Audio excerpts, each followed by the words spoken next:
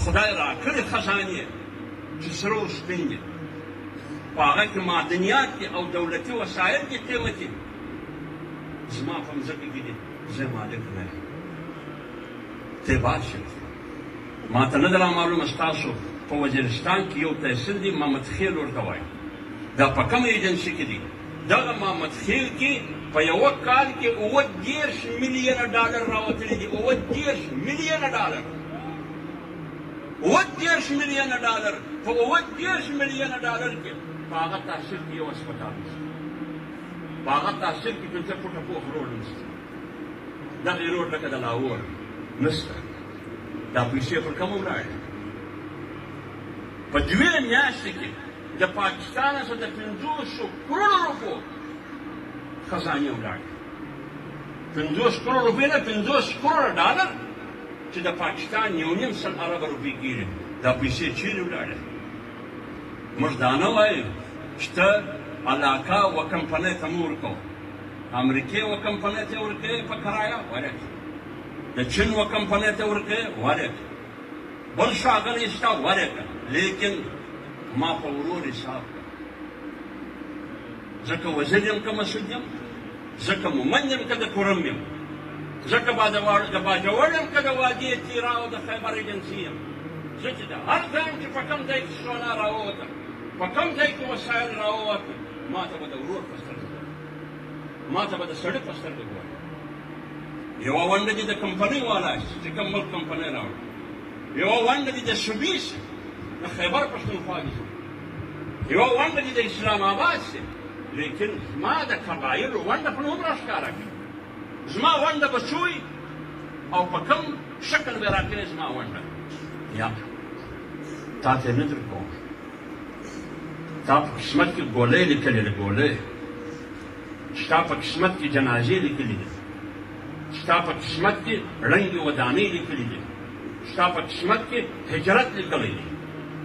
دا د تا سره هېڅوک هم نه مني، هېڅوک یې هم نه مني. پښتانه وایي بېوسه یم لیکن بې غیرته نه یم.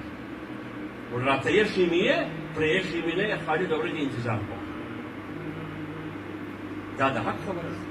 دا ملایان ناست دي، کتابونه دې پر وګوري، دین دې پر وګوري چې دین څه وایي، د انسانانو جوړ شوی قانون دې وګوري چې هغه څه وایي، د پاکستان جوړ شوی د تمامو قومو آیین او دستور دې وګوري. هغه وایي چې په کومه مځکه او په کوم ځای کې سونا او ذخایر راووتو، په دې کې چې کوم قومونه پر هغه مځکه پراته دي، اول حق د هغه دی، هغه ته به یې ورکوې. ته و ما ته نه راکوې، ته و ما ته جنازې راکوې، ته و ما ته د ډوډۍ پر ځای باندې ګولۍ راکوې. ته دونه نااهله شوې چې ډرون رالوته د ته نه وینې نه یې ویشتلی شه، او که د انډیا څخه پر لاهور را روانه وه، اچا په یوه ماښام رایده کوې. دا څنګه سترګې دي؟ هلته په تیارې کې ستن نه ده څه ورک کېږي، د البیګ نه ده څه ورک کېږي، دلته چې پر ما باندې راشه پوره ډرون ده څه ورک شي. داسې نه ده. خلک په هره خبره پوهېږي.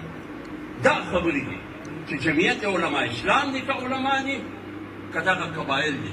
دا د انصاف خبره ده چې وروره ما ته انصاف راکړه، وروره ما ته خپل حق راکړه. چې د چین په پیسو باندې په لاهور کې روډونه جوړېږي، پانګ کومه ګناه کړې ده، میرانشاه کومه ګناه کړې ده، مومند و کرم و باجوړ کومه ګناه کړې ده. ما ته هم راکړه، زما په خپلو وسایلو را جوړ کړي.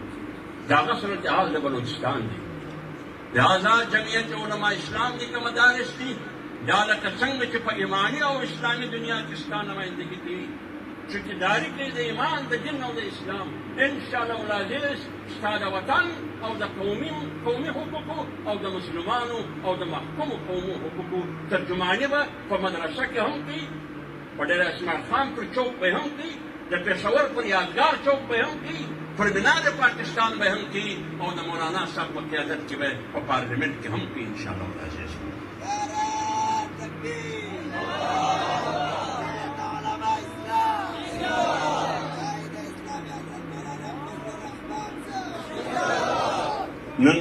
نن په وادي تیرا کې اپریشن دی، په وادي تیرا کې اپریشن دی، خلک کډې په شا اخیستي.